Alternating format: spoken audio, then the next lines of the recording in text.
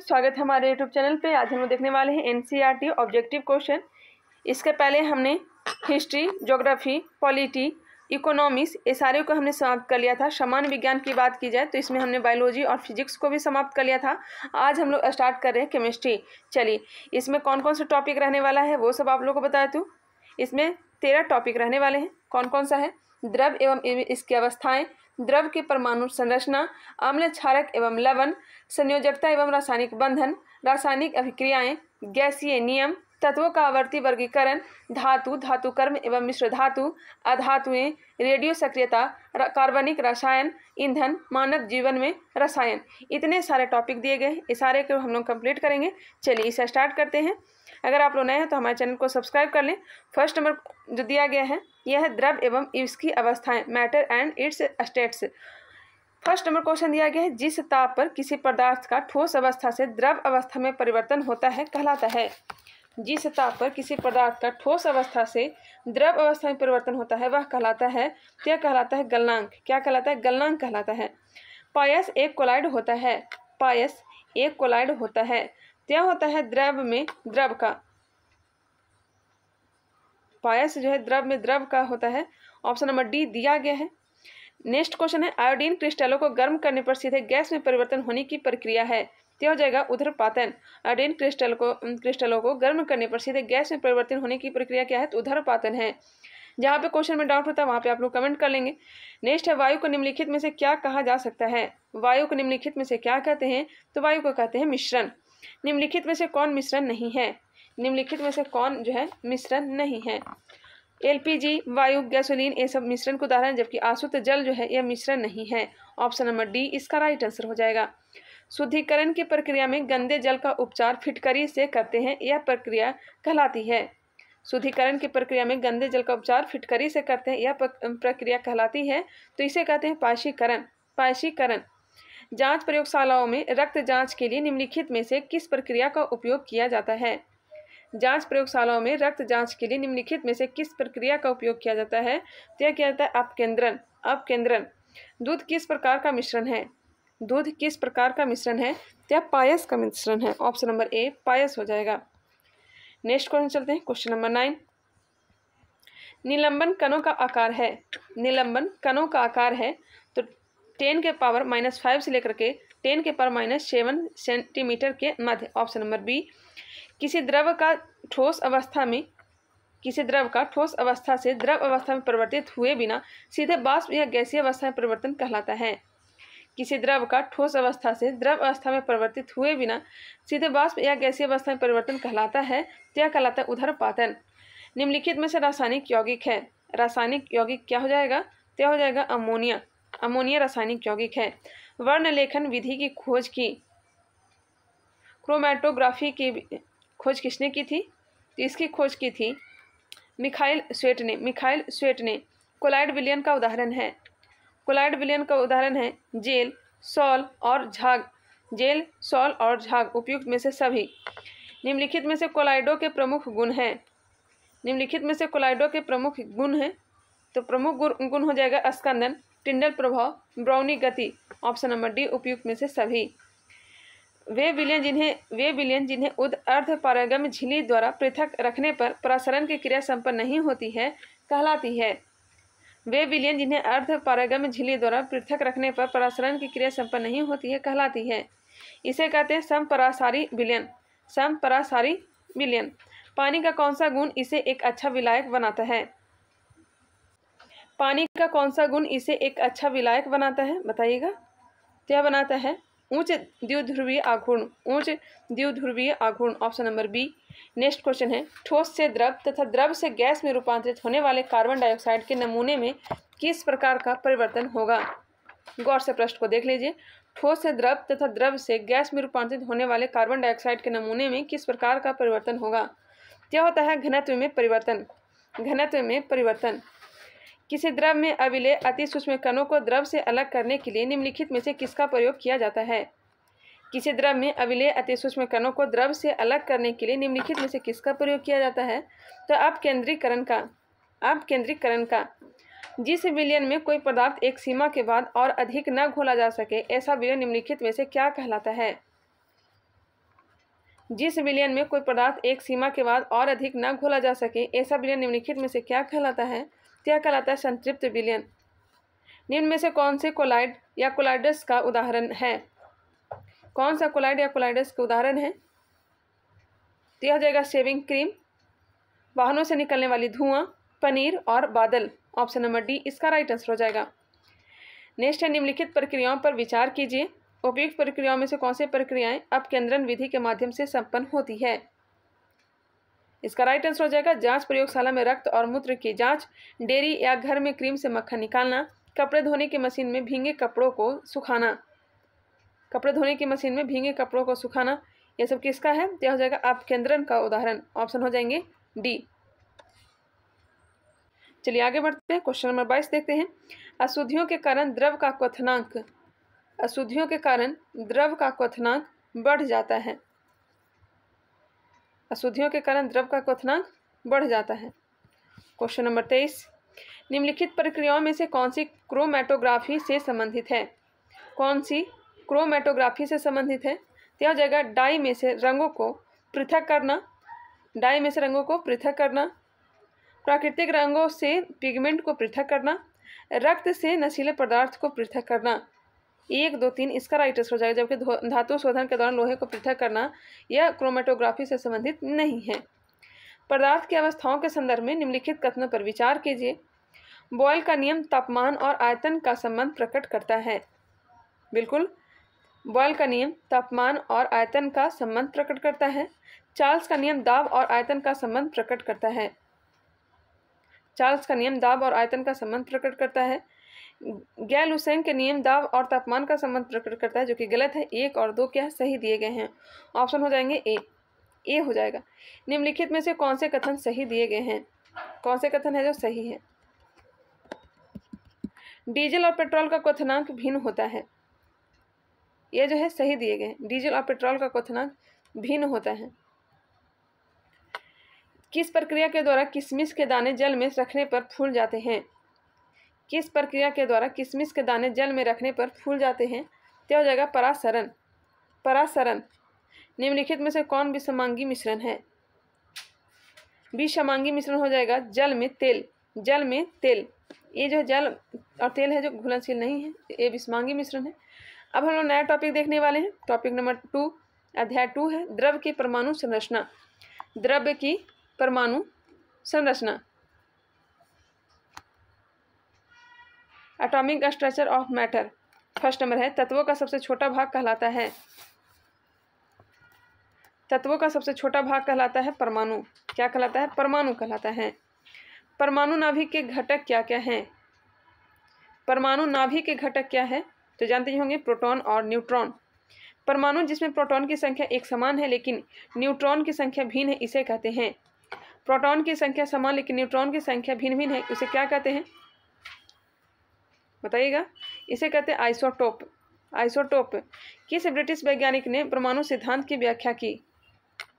किस ब्रिटिश वैज्ञानिक ने परमाणु सिद्धांत की व्याख्या की? जॉन डाल्टन ने। Option number A. रदरफोर्ड के अल्फा कणों के प्रकीर्णन सिद्धांत के अनुसार, रदरफोर्ड के अल्फा कणों के प्रकीर्णन सिद्धांत के अनुसार नाभिक के अंदर परमाणु का द्रव्यमान और आवेश रहता है। नाभिक के अंदर परमाणु का द्रव्यमान और आवेश रहता है। परमाणु नाभिक की त्रिज्या की कोटि है तो 10⁻⁻12 सेंटीमीटर। परमाणु नाभिक की त्रिज्या की कोटि क्या है? तो यह 10⁻12 सेंटीमीटर त्रिज्या है नाभिक की। निम्नलिखित में से क्या एक उपपरमाणविक कण नहीं है? कौन सा एक उपपरमाणविक कण नहीं है? न्यूट्रॉन नहीं है, जबकि न्यूट्रॉन, प्रोटॉन, इलेक्ट्रॉन ऐसे परमाणविक कण है। परमाणु विद्युतता होते हैं। परमाणु विद्युतता होते हैं उदासीन रूप से। उदासीन रूप से। ऑप्शन नंबर सी। इलेक्ट्रॉन का परम आवेश है। इलेक्ट्रॉन का परम आवेश क्या हो जाएगा? तो -1.6022 × 10⁻⁻19। निम्नलिखित को सुमिलित कीजिए। मिलान करने के लिए दिया गया है। न्यूट्रॉन की खोज किसने किया था? तो यह किया था जेम्स चैडविक ने। इलेक्ट्रॉन की खोज जे थॉमसन ने किया था। प्रोटॉन की खोज किसने किया था? तो गोल्डस्टीन ने। गोल्डस्टीन ने। परमाणु नाभिक की खोज किया है रदरफोर्ड ने। रदरफोर्ड ने। ऑप्शन क्या हो जाएंगे? ऑप्शन मिला लीजिएगा। ऑप्शन नंबर 20 का दिया गया है, एक बार आप लोग भी मिलाने का प्रयास कर लीजिएगा। प्रोटॉन, इलेक्ट्रॉन और न्यूट्रॉन के बढ़ते द्रव्यमान का सही क्रम है। प्रोटॉन, इलेक्ट्रॉन और न्यूट्रॉन के द्रव्यमान का बढ़ते क्रम बताना है। क्या हो जाएगा? इलेक्ट्रॉन, उसके बाद प्रोटॉन और इसके बाद न्यूट्रॉन। सर्वाधिक जो द्रव्यमान होता है यह किसका होता है? तो न्यूट्रॉन का होता है। ऑप्शन हो जाएगा बी का। 1 AMU बराबर होता है, 1 AMU बराबर होता है, यह होता है 1.67 × 10⁻24 ग्राम। प्रोटॉन के संबंध में कौन सा कथन सत्य दिया गया है? प्रोटॉन के संबंध में कौन सा कथन सत्य दिया गया है? यह एक आयनीकृत हाइड्रोजन परमाणु है, यह सही दिए गए हैं। यह एक आयनीकृत हाइड्रोजन परमाणु है। ऐसी क्वांटम संख्या जो उपकोष की आकृति को निर्धारित करती है, ऐसी क्वांटम संख्या जो उपकोष की आकृति को निर्धारित करती है वह हो जाएगा द्विगंशी क्वांटम संख्या। द्विगंशी क्वांटम संख्या, ऑप्शन नंबर बी। चुंबकीय क्वांटम संख्याएं प्रदर्शित करती है, चुंबकीय क्वांटम संख्याएं प्रदर्शित करती है। यह करती है कक्षकों का अभिविन्यास, कक्षकों का अभिविन्यास। किसी मुख्य कोश में n में इलेक्ट्रॉन की अधिकतम संख्या होगी। किसी मुख्य कोश n में इलेक्ट्रॉन की अधिकतम संख्या होगी, यह हो जाएगी 2n²। किसी परमाणु के किन्हीं दो इलेक्ट्रॉन की चारों क्वांटम संख्याओं एक समान नहीं हो सकती है, उपयुक्त सिद्धांत है। किसी परमाणु के किन्हीं दो इलेक्ट्रॉन की चारों क्वांटम संख्याएं एक समान नहीं हो सकती, उपयुक्त सिद्धांत है। यह हो जाएगा पाउली अपवर्जन के नियम का, ऑप्शन नंबर सी। किस नियम के आधार पर कक्षक में इलेक्ट्रॉन की अधिकतम संख्या 2 होती है? यह होती है हुंड का नियम, हुंड का नियम। डी ब्रोगली समीकरण किसी गतिशील इलेक्ट्रॉन की तरंगदैर्ध्य तथा उसके किसके बीच संबंध को प्रदर्शित करती है? यह संवेग के संबंध को प्रदर्शित करती है। धनावेशित इलेक्ट्रॉन प्रोजेस्ट्रॉन के खोज करता है। धनावेशित इलेक्ट्रॉन प्रोजेस्ट्रॉन के खोजकर्ता कौन है? तो यह है एंडरसन। समस्थानिक के संबंध में सही कथन चुनिए। समस्थानिक के संबंध में सही कथन को चुनना है। ऐसे परमाणु जिनमें प्रोटॉन या इलेक्ट्रॉन की संख्या समान लेकिन न्यूट्रॉन की संख्या भिन्न भिन्न होती है। समस्थानिकों के परमाणु संख्या समान लेकिन द्रव्यमान संख्या भिन्न भिन्न होती है। पोलोनियम रेडियो एक्टिव के समस्थानिकों की संख्या सर्वाधिक 33 है। उपयुक्त में से सभी इसका राइट आंसर हो जाएगा, ऑप्शन नंबर डी। परमाणु के नाभिक की खोज किसने की थी? परमाणु के नाभिक की खोज किसने की थी? तो रदरफोर्ड ने, ऑप्शन नंबर सी। सब न्यूट्रॉनिक कहलाते हैं जिसमें परमाणु क्रमांक एवं परमाणु भार भिन्न किंतु उसके नाभिक में न्यूट्रॉनों की संख्या समान हो। परमाणु क्रमांक एवं परमाणु भार भिन्न किंतु उसके नाभिक में न्यूट्रॉनों की संख्या समान हो, ऑप्शन नंबर डी। निम्नलिखित में से सम न्यूट्रॉनिक समूह है। सम न्यूट्रॉनिक समूह कौन सा हो जाएगा? तो हो जाएगा ऑप्शन नंबर डी। देख लीजिएगा आप लोग। परमाणु उपकोषों की बढ़ती ऊर्जा का सही क्रम है। परमाणु उपकोषों की बढ़ती ऊर्जा का सही क्रम क्या हो जाएगा? 5p 6s 4f5d, option number B दिया गया है। हाइजेनबर्ग के अनिश्चितता के सिद्धांत के अनुसार ऑप्शन नंबर बी देख लेंगे आप लोग। प्रोटॉन पर आवेश किस कण के आवेश के समतुल्य है? प्रोटॉन पर आवेश किस कण के आवेश के समतुल्य है? क्या हो जाएगा? प्रोजेटॉन। नाभिक की खोज के लिए रदरफोर्ड ने जब धातु के पतले पत्र पर अल्फा कणों की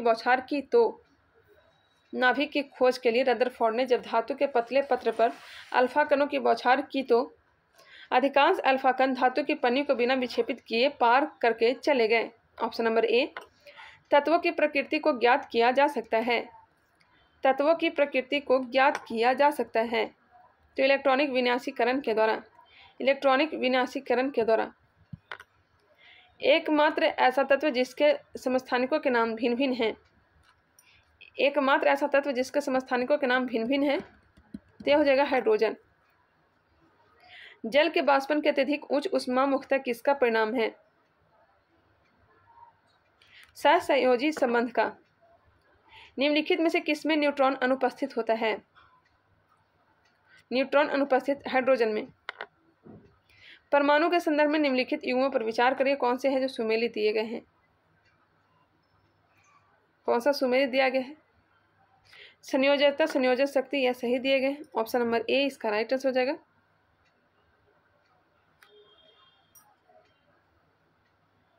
चलिए आगे बढ़ते हैं। परमाणु क्रमांक एक बार इसे भी आप लोग देख लीजिएगा। इसका राइट आंसर क्या होगा? निम्नलिखित में से कौन से हाइड्रोजन के समस्थानिक हैं? हाइड्रोजन के समस्थानिक कौन से हैं? तो हो जाएगा प्रोटियम, टाइट्रियम और ड्यूटेरियम। ऑप्शन नंबर डी उपयुक्त सभी। निम्नलिखित को सुमेलित कीजिए। क्वांटम संख्याएं, इलेक्ट्रॉन संबंध दिए गए। 35 नंबर प्रश्न। इसका राइट आंसर हो जाएगा ऑप्शन नंबर ए। चलिए मिला लेते हैं। मुख्य क्वांटम संख्याएं, इलेक्ट्रॉन का ऊर्जा स्तर या कोष। द्विगंशीय क्वांटम संख्याएं, इलेक्ट्रॉन का कक्षक। चुंबकीय क्वांटम संख्याएं, इलेक्ट्रॉन का चक्रण। चक्रण क्वांटम संख्याएं, इलेक्ट्रॉन का उपकोष। ऑप्शन हो जाएंगे ए। ऑप्शन हो जाएगा ए। एक बार फिर से आप लोग देख लीजिएगा। 1 3 4 2 इसका 1 3 4 2 इसका राइट आंसर हो जाएगा। चलिए आगे बढ़ते हैं। नेक्स्ट क्वेश्चन देखते हैं। थोड़े गले में प्रॉब्लम हो गई। निम्नलिखित में से कौन से इलेक्ट्रॉनिक संरूपण धातु तत्व के लिए है? कौन से इलेक्ट्रॉनिक संरूपण धातु तत्व के लिए है? क्या हो जाएगा? 2 8 8 2 2 8 8 2। परमाणु अविभाज्य है या निम्नलिखित में से किसने प्रस्तावित किया था? परमाणु अविभाज्य है या निम्नलिखित में से किसने प्रस्तावित किया था? क्या किया था? डाल्टन ने। यूरेनियम 238 में न्यूट्रॉनों की संख्या होगी। न्यूट्रॉन की संख्या कितनी हो जाएगी? तो 146 हो जाएगी। परमाणु भार में से प्रोटॉन की संख्या को घटा देंगे, न्यूट्रॉन की संख्या प्राप्त हो जाएगी। परमाणु की प्रभावी त्रिज्या होती है। परमाणु की प्रभावी त्रिज्या होती है, क्या होता है? 10⁻⁻10 मीटर। हाइजेनबर्ग का अनिश्चितता का सिद्धांत क्या है? हाइजेनबर्ग का अनिश्चितता का सिद्धांत क्या है? तो संवेग तथा स्थिति में अनिश्चितता विद्यमान होती है। Option number B. परमाणु के बाह्यतम कोष में अधिकतम इलेक्ट्रॉन हो सकते हैं। परमाणु के बाह्यतम कोष में अधिकतम इलेक्ट्रॉन हो सकते हैं, तो 8 हो सकते हैं। परमाणु संरचना का मॉडल किसने विकसित किया? परमाणु संरचना का मॉडल किसने विकसित किया? तो बोहर तथा रदरफोर्ड ने। बोहर तथा रदरफोर्ड ने। स्वर्ण पक्ष से किसके प्रकीर्णन का अध्ययन करके रदरफोर्ड ने नाभिक की खोज की थी? स्वर्ण पक्ष से किसके प्रकीर्णन का अध्ययन करके रदरफोर्ड ने नाभिक की खोज की थी? तो अल्फा किरणें की। अल्फा किरणें की। Option number A. अब हम लोग पार्ट 3 देखने वाले हैं। टॉपिक नंबर 3, अम्ल, क्षारक एवं लवण, acid, bases and salts. First number question देखते हैं। अगर ये वीडियो पसंद आ रहा है तो प्लीज़ इसे लाइक करें और जहाँ तक हो सके आप लोग शेयर करें। प्लीज़ आप लोग शेयर नहीं करते हैं तो आप लोग से रिक्वेस्ट है कि आप लोग तो इतना हेल्प कर ही सकते हैं, इसे शेयर भी क्या करिए। फर्स्ट नंबर है, निम्नलिखित में से कौन से कथन सही दिए गए हैं? बताइएगा। इसका राइट आंसर क्या हो जाएगा? अम्ल स्वाद में खट्टे होते हैं तथा H+ आयन देते हैं। बिल्कुल। अम्ल मिथाइल ऑरेंज और नीले लिटमस पेपर को लाल में परिवर्तित कर देते हैं। ये भी सही दिया गया है। 1 और 2 इसका राइट आंसर हो जाएगा। Option number C. निम्नलिखित में से किसके द्वारा pH मान को मापा जाता है?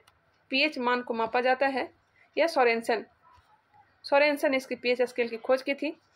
ऐसे रासायनिक पदार्थ जो जल में घुलकर हाइड्रोक्सिल आयन मुक्त करते हैं कहलाते हैं। ऐसे रासायनिक पदार्थ जो जल में घुलकर हाइड्रोक्सिल आयन मुक्त करते हैं कहलाते हैं क्षारक। ऐसा तत्व जो सभी अम्लों में उपस्थित रहता है। ऐसा तत्व जो सभी अम्लों में उपस्थित रहता है, यह हो जाएगा हाइड्रोजन।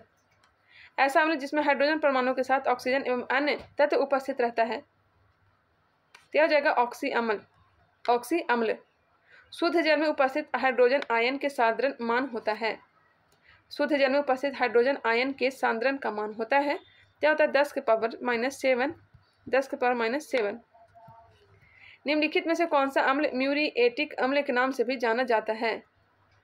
कौन सा अम्ल म्यूरिएटिक अम्ल के नाम से जाना जाता है? तो यह हो जाएगा हाइड्रोक्लोरिक अम्ल। हाइड्रोक्लोरिक अम्ल। Option number A. निम्नलिखित में से कौन सा तत्व सभी अम्लों में निश्चित रूप से उपस्थित होता है? निम्नलिखित में से कौन सा तत्व सभी अम्लों में निश्चित रूप से उपस्थित होता है?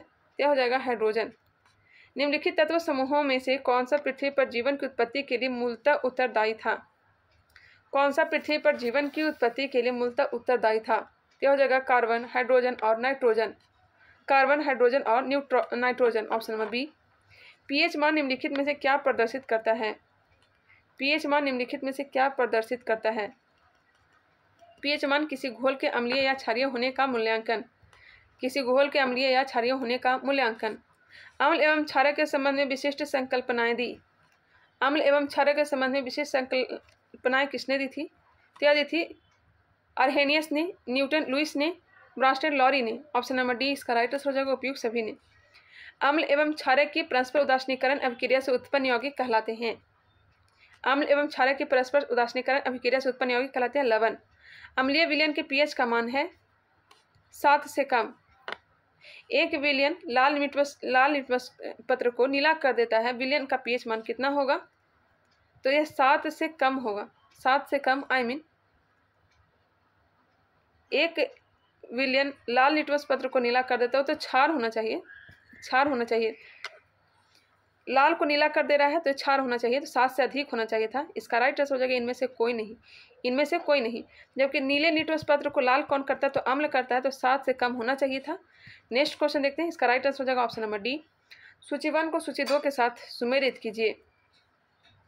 सूची 1 को सूची 2 के साथ मिलान कीजिए। IUPAC प्रणाली कार्बनिक यौगिक का नामकरण, क्लोरीन के विरंजन, अभिजात ऑक्सीजन के माध्यम से ऑक्सीकरण, चींटी का काटना, फॉर्मिक अम्ल, शीरा में किण्वन। ऑप्शन नंबर क्या हो जाएगा? ए हो जाएगा। 3 1 2 4। एक बार फिर से आप लोग प्रयास करें। नेक्स्ट है शुद्ध जल का पीएच मान है। शुद्ध जल का पीएच मान कितना होता है? तो यह 7 होता है। खाने का नमक किससे निर्मित होता है? खाने का नमक NaCl। मजबूत अम्ल एवं मजबूत क्षार से। निम्नलिखित में से किस अम्ल में ऑक्सीजन अनुपस्थित होता है? किस अम्ल में ऑक्सीजन अनुपस्थित होता है? यह हो जाएगा हाइड्रोक्लोरिक अम्ल, नमक का अम्ल। Option number B. ऑक्सीजन क्या रहता है? अनुपस्थित होता है। कैल्शियम हाइपोक्लोराइट का सामान्य नाम है। कैल्शियम हाइपोक्लोराइट का सामान्य नाम है, यह हो जाएगा ब्लीचिंग पाउडर। स्वर्णकारों द्वारा आभूषण निर्माण की प्रक्रिया में एक्वारेजिया क्या मिलाकर बनाया जाता है? स्वर्णकारों द्वारा आभूषण निर्माण की प्रक्रिया में एक्वारेजिया क्या मिलाकर बनाया जाता है? यह बनाया जाता है नाइट्रिक अम्ल एवं हाइड्रोक्लोरिक अम्ल। नाइट्रिक अम्ल एवं हाइड्रोक्लोरिक अम्ल। Option number C. Next question है क्वेश्चन नंबर 21। सूची 1 को सूची 2 के साथ मिलान कीजिए। सूची 1 को सूची 2 के साथ मिलान करना है। मानव रक्त का पीएच मान होता है 7.3 से 7.5 के बीच। दूध का पीएच मान 6.4 होता है और मानव लार का पीएच मान होता है 5.5 से 7.5। मानव मूत्र का पीएच मान होता है 6.5 से 7.5। 2 3 1 4 इसका राइट आंसर दिया गया है। ऑप्शन नंबर ए इसका राइट आंसर हो जाएगा। निम्नलिखित में से कौन सा असत्य है? कौन सा कथन है जो असत्य दिया गया है? बताइएगा। एस्टिक अम्ल जो पाया जाता है यह सिरका में पाया जाता है। ऑक्जेलिक अम्ल वसा में पाया जाता है, टमाटर में ही पाया जाता है। कार्बोनिक अम्ल सोडा वाटर, जो कि गलत दिया गया है। टार्ट्रिक अम्ल अंगूर में पाया जाता है। टार्ट्रिक अम्ल इमली में ही पाया जाता है। नेक्स्ट है निम्नलिखित में से कार्बनिक अम्ल कौन सा है? इसका राइट आंसर दिया गया ऑप्शन नंबर सी। आप लोग भी देख लीजिए करिएगा। निम्नलिखित में से कार्बनिक अम्ल कौन सा है? कार्बनिक अम्ल हो जाएगा एस्टिक अम्ल। एस्टिक अम्ल। टमाटर में कौन सा अम्ल उपस्थित होता है? तो टमाटर में होता है ऑक्जेलिक अम्ल। पानी में साबुन और डिटर्जेंट के मैल दूर करने की क्रिया किसके निर्माण द्वारा होती है? पानी में साबुन और डिटर्जेंट की मैल दूर करने की क्रिया किसके निर्माण द्वारा होती है? यह होता है मिशेल। Option number A. जटिल लवण का उदाहरण है। जटिल लवण का उदाहरण हो जाएगा ऑप्शन नंबर डी उपयुक्त सभी। ये सभी के सभी हो जाएंगे जटिल लवण का उदाहरण। नेक्स्ट है निम्नलिखित में से कौन एक त्रिक्षारकीय अम्ल है? त्रिक्षारकीय अम्ल है। 27 नंबर प्रश्न। त्रिक्षारकीय अम्ल हो जाएगा फास्फोरिक अम्ल। फास्फोरिक अम्ल। Option number D. नेक्स्ट है ताजे दूध का पीएच मान 6 होता है। जब यह खट्टा हो जाता है तो इसका पीएच मान कितना हो जाएगा? इसका हो जाएगा ऑप्शन नंबर ए 6 से अधिक हो जाता है। ताजे दूध का पीएच मान 6 होता है। जब यह खट्टा हो जाता है तो पीएच इसका मान क्या होगा? तो ऑप्शन नंबर ए इसका दिया गया है, आप लोग देख लीजिएगा। मनुष्य के रक्त का पीएच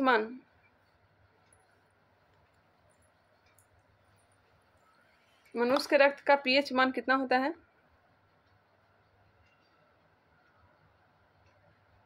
यह हो जाएगा कम अम्लीय। मनुष्य के रक्त का पीएच मान कम अम्लीय, कम क्षारीय। मनुष्य के रक्त का पीएच मान क्या होता है? तो कम क्षारीय होता है।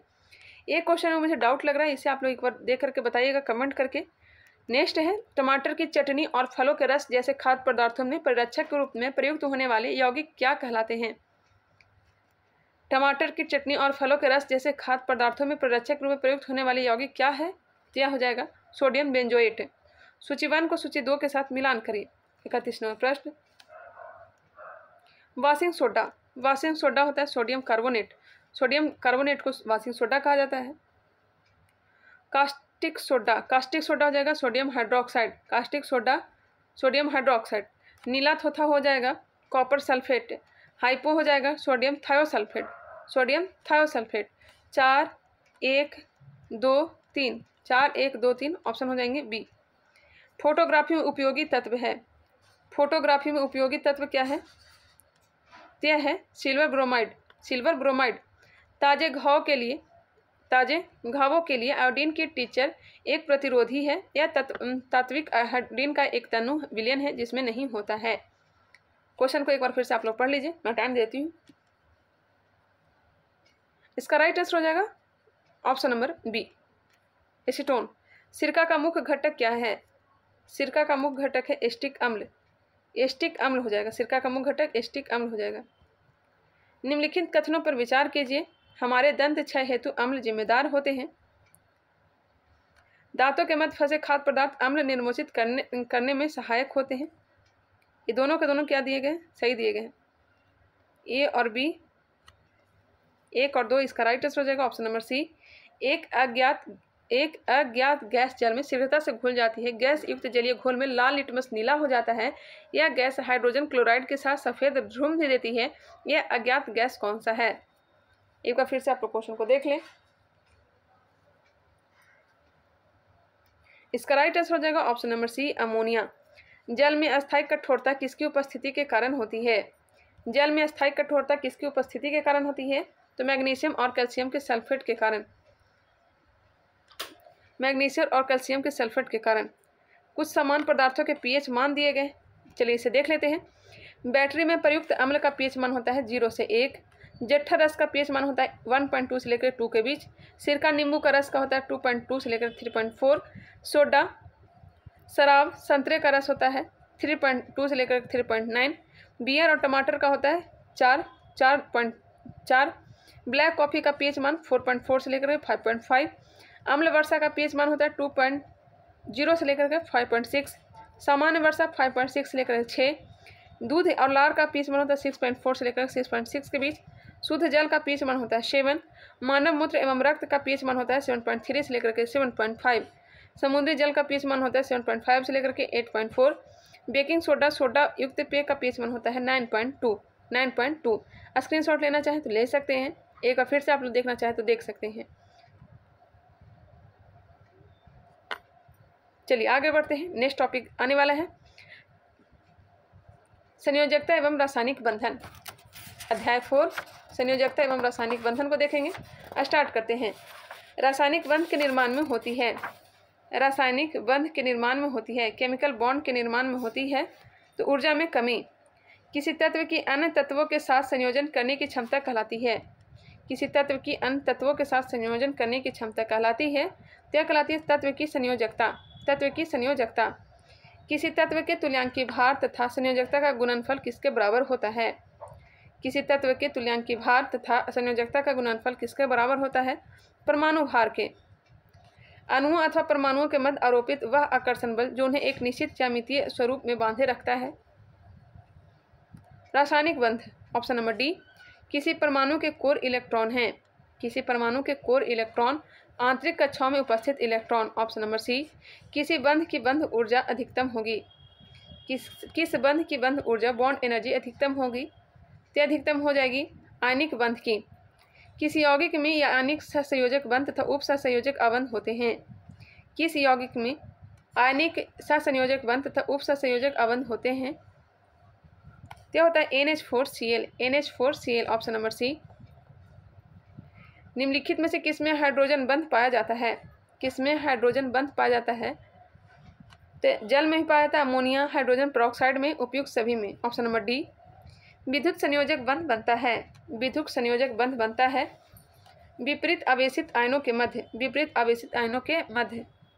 रैखिक संरचना वाला यौगिक है। रैखिक संरचना वाला यौगिक कार्बन डाइऑक्साइड है। Carbon dioxide. बंध की ध्रुवता किस कारक पर निर्भर करती है? बंध की ध्रुवता किस कारक पर निर्भर करती है? तो यह हो जाएगा विद्युत ऋणात्मकता पर। हाइड्रोजन हैलाइडों का बढ़ता आयनिक लक्षण है। हाइड्रोजन हैलाइडों का बढ़ता आयनिक लक्षण है, तो यह हो जाएगा ऑप्शन नंबर डी। देख लेंगे आप। कोई परमाणु अपना अष्टक किस प्रकार पूर्ण कर सकता है? कोई परमाणु अपना अष्टक किस प्रकार पूर्ण कर सकता है? ऑप्शन नंबर डी हो जाएगा उपयुक्त सभी विधियों से किसी अन्य परमाणु से इलेक्ट्रॉन ग्रहण करके, किसी अन्य परमाणु को इलेक्ट्रॉन त्याग करके, किसी अन्य परमाणु के साथ इलेक्ट्रॉन की साझेदारी करके। निम्नलिखित में से कौन परिवर्तनीय संयोजकता प्रदर्शित करता है? कौन परिवर्तनीय संयोजकता प्रदर्शित करता है? तो हो जाएगा Fe अमीन लोहा। ऑप्शन नंबर सी। मीथेन के अणु में है। मीथेन के अणु में है एकल सहसंयोजन बंधन। एकल सहसंयोजन बंध किसमें विद्युत संयोजित सहसंयोजक एवं उप सहसंयोजक तीनों बंध पाए जाते हैं? किसमें विद्युत संयोजित सहसंयोजक एवं उप सहसंयोजक तीनों बंध पाए जाते हैं? तो यह पाए जाते हैं अमोनिया क्लोराइड। जल के अधिक क्वथनांक का कारण है। जल के अधिक क्वथनांक का कारण क्या हो जाएगा? तो जल के अणुओं में हाइड्रोजन आबंधन। निम्नलिखित में से कौन एक सहसंयोजक यौगिक है? सहसंयोजक यौगिक कार्बन टेट्राक्लोराइड है। एक आयनिक बंधन बनता है जब एक धातु का संयोग अधातु तत्व से होता है। निम्न में से किस यौगिक की आकृति चतुष्फलकीय है? किस यौगिक की आकृति चतुष्फलकीय है? तो हो जाएगा कार्बन टेट्राक्लोराइड की। Option number B. यहाँ पे दिए गए संकरण और प्रमुख प्रकार। sp संकरण रेखीय आकृति की होती है। sp संकरण किसकी आकृति होती है? कैसी आकृति होती है? तो रेखीय आकृति। sp2 संकरण त्रिकोणीय आकृति की होती है। sp3 त्रिकोणीय पिरामिड आकृति की होती है। sp3d त्रिकोणीय द्वीप पिरामिडीय आकृति की होती है। sp3d2 संकरण अष्टफलकीय आकृति की होती है। sp3d3 संस्करण पंचभुजीय द्वीप पिरामिडीय आकृति की होती है। स्क्रीनशॉट लेना चाहे तो ले सकते हैं। चलिए मैं आगे बढ़ लेती हूँ। नेक्स्ट क्वेश्चन है, जब एक ही तत्व के दो परमाणु परस्पर संयोग करते हैं तब उनके बीच बंध होगा। कौन सा बंध होगा? तो अध्रुवीय सहसंयोजक। पोटेशियम फेरोसाइनाइड में किस प्रकार के बंध पाए जाते हैं? पोटेशियम फेरोसाइनाइड में किस प्रकार के बंध पाए जाते हैं? तो यह पाए जाते हैं आयनिक बंध, सहसंयोजक बंध, उप सहसंयोजक बंध। ऑप्शन नंबर डी उपयुक्त में से सभी। किस प्रकार के बंध को एक तीर के द्वारा प्रदर्शित किया जाता है?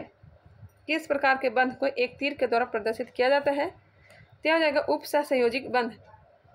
निम्नलिखित कथनों में से सही कथन चुनिए। कौन सा कथन है जो सही दिया गया है? इसका राइट आंसर दिया गया ऑप्शन नंबर डी। उपयुक्त में से कोई नहीं इसमें सही दिया गया है। एक बार देखना चाहे तो देख सकते हैं। उत्कृष्ट गैसों की संयोजकता होती है। उत्कृष्ट गैसों की संयोजकता 0 होती है। 0। किसी तत्व की संयोजकता की गणना की जाती है। किसी तत्व की संयोजकता की गणना की जाती है परमाणु के बाह्यतम कोष में स्थित इलेक्ट्रॉन की संख्या के आधार पर। परमाणु के बाह्यतम कोष में स्थित इलेक्ट्रॉनों की संख्या के आधार पर। बंधन ऊर्जा का क्रम है एकल बंध, द्विबंध और त्रिबंध। बंध दूरी का क्रम है एकल बंध, द्विबंध, त्रिबंध। इस तरह से दिया गया सिंबल के अनुसार आप लोग देख लीजिएगा। एकल बंध सर्वाधिक, द्विबंध फिर कम होगा, त्रिबंध देख लीजिएगा एरो के हिसाब से। एकल बंध अधिक होगा, द्विबंध फिर कम, उससे कम होगा त्रिबंध। स्क्रीनशॉट ले लीजिए, इसे एक बार फिर से देख लीजिए। नेक्स्ट टॉपिक देखने वाले हैं रासायनिक अभिक्रियाएं, केमिकल रिएक्शन। आप लोग से रिक्वेस्ट है मेरे वीडियो को शेयर भी किया करें। फर्स्ट नंबर क्वेश्चन को देखते हैं। किसी यौगिक में उपस्थित परमाणुओं का सरल अनुपात बताने वाले सूत्र को क्या कहते हैं? किसी यौगिक में उपस्थित परमाणुओं का सरल अनुपात बताने वाले सूत्र को क्या कहते हैं? उसे कहते हैं मूलानुपाती सूत्र। मूलानुपाती सूत्र ऑप्शन नंबर ए। ऊष्माक्षेपी वह क्रिया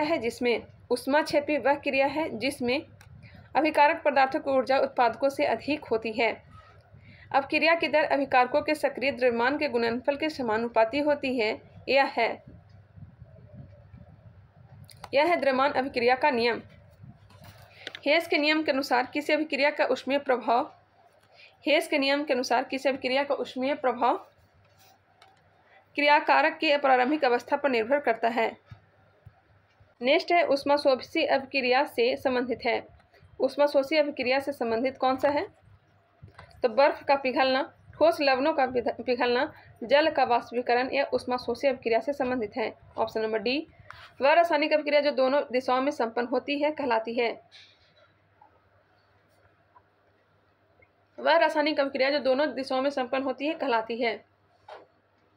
यह कहलाती है उत्क्रमणीय अभिक्रिया। उत्क्रमणीय अभिक्रिया। नेक्स्ट क्वेश्चन है, थोड़ा सा आप लोग रुक जाएंगे, मैं जब तक पानी पी लूँ।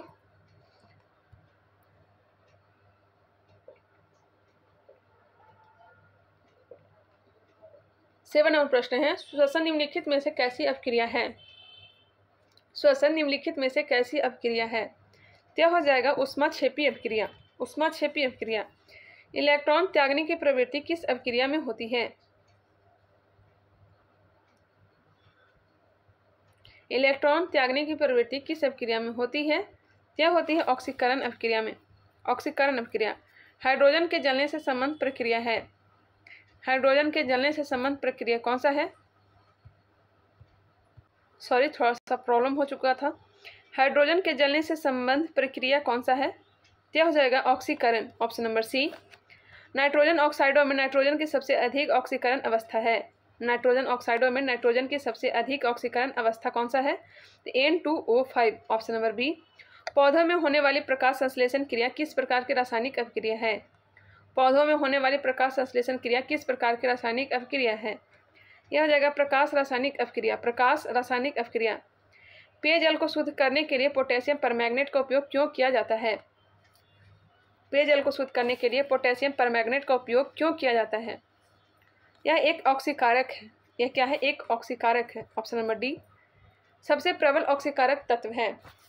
सबसे प्रबल ऑक्सीकारक तत्व कौन सा है? क्या हो जाएगा? फ्लोरीन।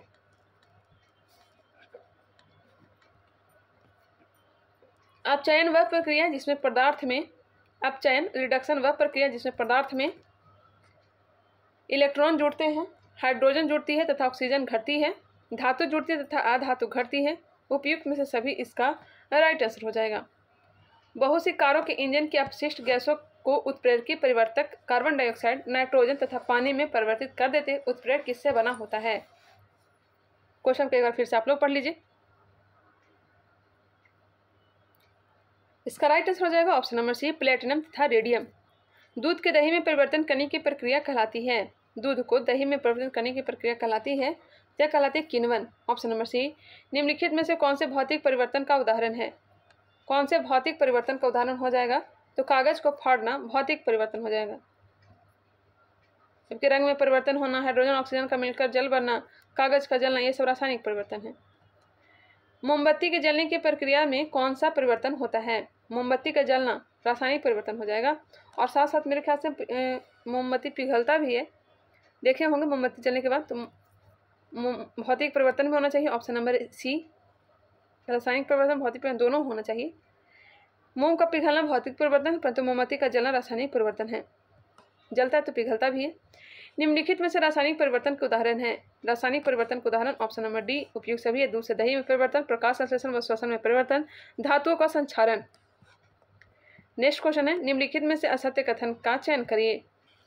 असत्य कथन का, इसमें से कोई भी असत्य कथन नहीं दिया गया। पुरानी पुस्तकों में पीलापन ऑक्सीकरण के कारण होता है। ऑक्साइड बनाने की क्रिया ऑक्सीकरण कहलाती है। ऑक्सीकरण अपचयन की संयुक्त क्रिया रेडॉक्स अभिक्रिया कहलाती है। ऑप्शन नंबर डी इसका राइट आंसर हो जाएगा। किसी यौगिक का मूलानुपाती सूत्र क्या दर्शाता है? किसी यौगिक का मूलानुपाती सूत्र क्या दर्शाता है? यह दर्शाता है पदार्थ में उपस्थित तत्वों के परमाणु का सरलतम पूर्ण संख्या का अनुपात। पदार्थ में उपस्थित तत्वों के परमाणु का सरलतम पूर्ण संख्या का अनुपात। किण्वन जैव रासायनिक प्रक्रिया को किसने समझाया?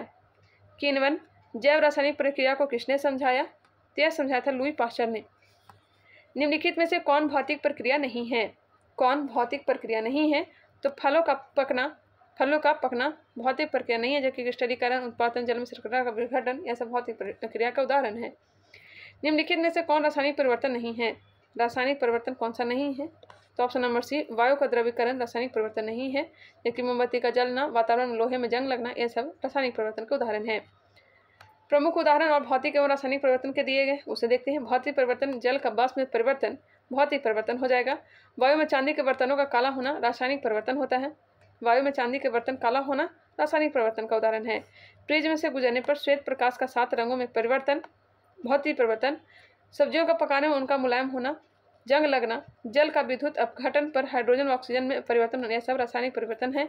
जबकि कांच का टूटना, जल एवं चीनी का मिश्रण, प्रिज्म से गुजरने पर श्वेत प्रकाश का 7 रंगों में परिवर्तन, यह सब भौतिक परिवर्तन का उदाहरण है। हमने 5 प्रैक्टिस सेट को लगा लिया है। टोटल इसमें प्रैक्टिस सेट मेरे ख्याल से 13 दिए गए हैं।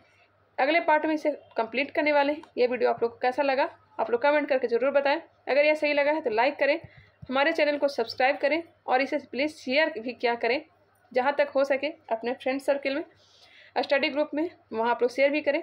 मिलते हैं नेक्स्ट वीडियो में, तब तक के लिए धन्यवाद। PDF पाने के लिए हमारे Telegram channel education branch by Kajal Sharma से जुड़ सकते हैं, लेकिन यहाँ PDF नहीं मिलेगा। वहाँ पे आप लोग को बिहार दरोगा का प्रैक्टिस सेट, ज्ञान बिंदु का जो प्रैक्टिस सेट आता है, कौटिल्य GS का प्रैक्टिस सेट आता है, वो PDF आप लोग को education branch by Kajal Sharma पे मिल जाएगा। और मेरा जो चैनल है एजुकेशन ब्रांच, उसे आप सब्सक्राइब कर सकते हैं और अपनी तैयारी कर सकते हैं। चलिए मिलते हैं नेक्स्ट वीडियो के साथ। धन्यवाद।